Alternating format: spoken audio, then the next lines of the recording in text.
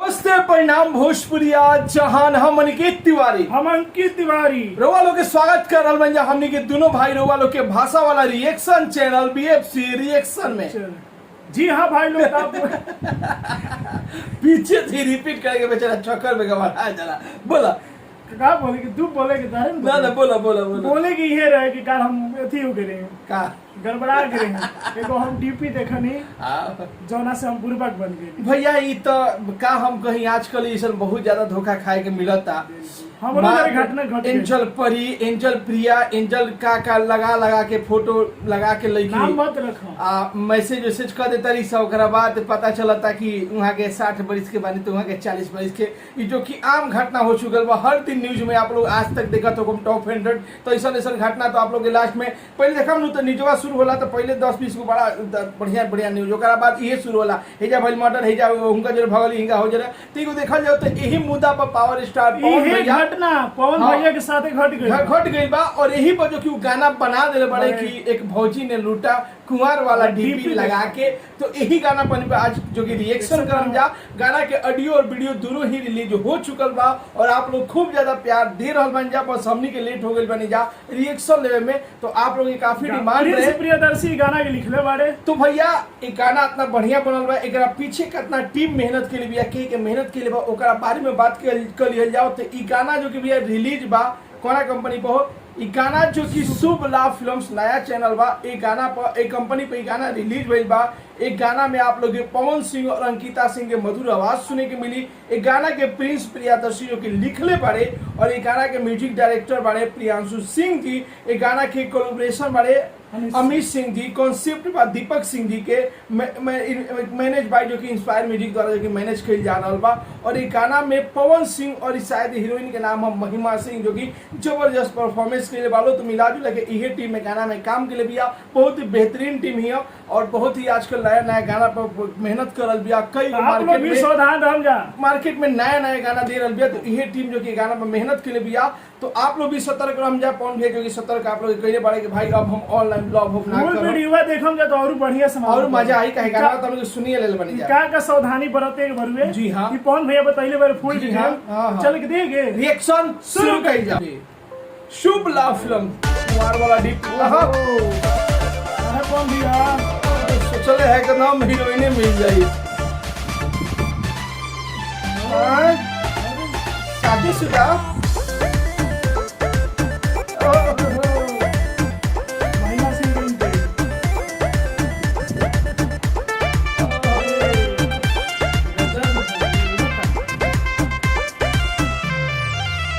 लोटा कवले बड़ो मुँह तू नहीं खा मुस्कात कहे बैठल हवा धक माथा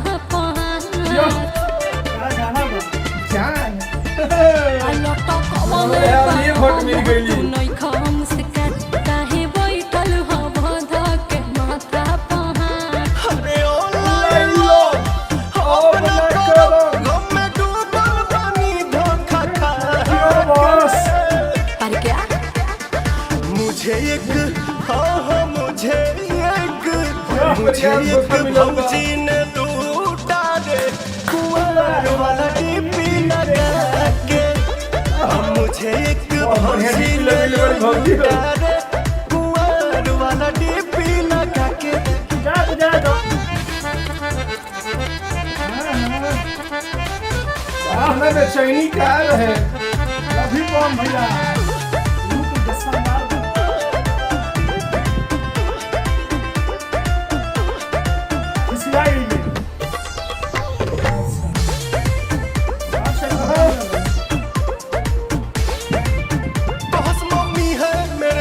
न करस वीडियो कॉल पे बात तजा तेरा लिखी सिया फोनवा दे तेरा काट तोहरा मिलल बा तोहरे ही करनी बहुत बढ़िया हमके तोड़ पहले तू कहले रहा छाही बनल यासी होता बड़ी तकलीफ गइली सब को जब सिखा के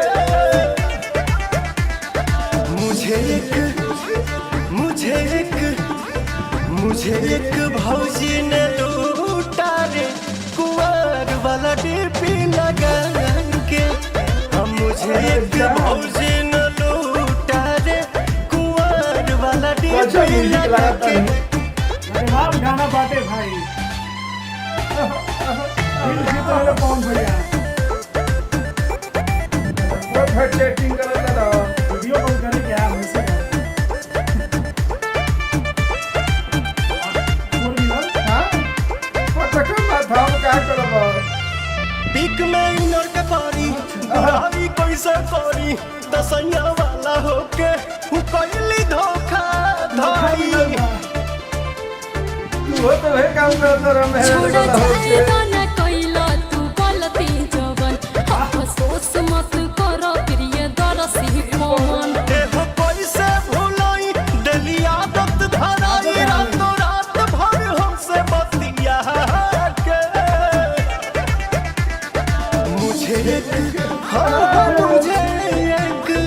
मुझे एक भौजी ने लूटा रे कुंवर वाला डीपी लगा के यो बॉस अब मुझे एक भौजी ने लूटा रे कुंवर वाला डीपी लगा के पवन भैया हईसन डांस है वो गजब कइले है तो भैया एमे गलती देखल जाओ तो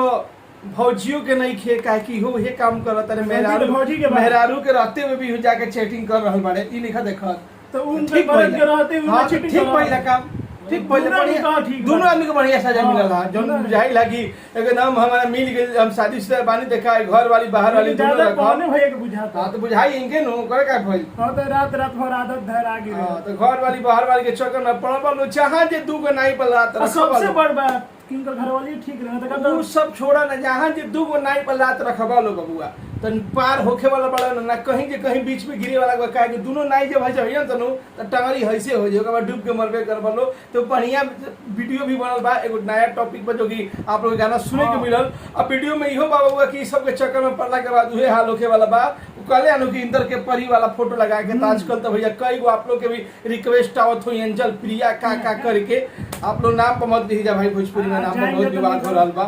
यही सब नाम ज्यादा नहीं खिले हम तो- कहने हैं कि नाम हाँ एक बता दी कि हमके शुरू में एगो मिस्टेक हो गया रवि पंडित एक गाना के वीडियो डायरेक्टर बारे बता दी आप लोग के आज जबरदस्त लोकेशन में वीडियो डायरेक्शन के लिए बा बात की जब एक्सप्रेशन के तो महिमा सिंह जबरदस्त एक्सप्रेशन दिल बाड़ी गाना के अंदर जबरदस्त परफॉर्मेंस करे के चाहिए जितना उनका रोल करे के चाहिए वो तरीका पर अपन हर रोल के निभाइले बड़ी बढ़िया तरीका से और पावर स्टार पवन भैया भी जबरदस्त के लिए बड़े बस वीडियो में बस यही शिकायत एगो रह गई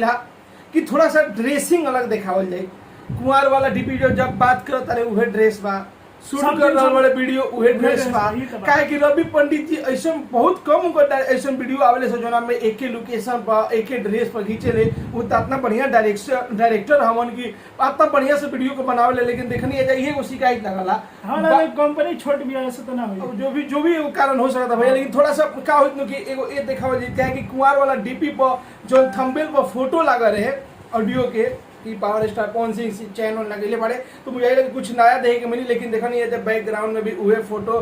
उहे सीन उहे ड्रेस तो खास वीडियो उतना बढ़िया लागल है ना देखे में देखा जाए तो सब कोई पावर स्टार पवन सिंह के देखे आई बात वो तो मजा के नहीं बा लेकिन ये वीडियो को और भी बढ़िया बनावल जा सकत रहे ई थोड़ा सा शिकायत लगला जो कि आप लोग के बीच में हम प्रस्तुत कर बनी आप लोग का क्या नाम बा अपन राय बताइए तू क्या कहना चाहता रहा हम ये कहते हैं कि वीडियो भले तरह कम लगे लेकिन ऑडियो में कम हाँ, नहीं ऑडियो गाना इतना अच्छा शानदार में कुंवर वाला देख डीपी सकता रहा कि ऑडियो के पर जबरदस्त व्यू मिल रहा बा व्यू है ना? और लोग दबा के सुन रहा बा और ऑडियो के वायरल हो गए तो इतना बढ़िया लिखले बड़े प्लीज देसी ये कारण है नहीं बा लेकिन इतना बढ़िया ऊपर थंबनेल बनावल हम गइल कुछ बा बात नहीं हम ये देखनी है कि कुंवर वाला डीपी रील्स पर फेसबुक के रील्स पर इतना लोग बना इंस्टा। काहे कि एगो अलग टॉपिक पे टॉपिक पे हम मजा होता लोग सबके साथ ही घटना से घट रहल होके हॉट रोल बा हो रोल बा एगो बहुत बढ़िया तो मजा वाला मजा किया गाना बा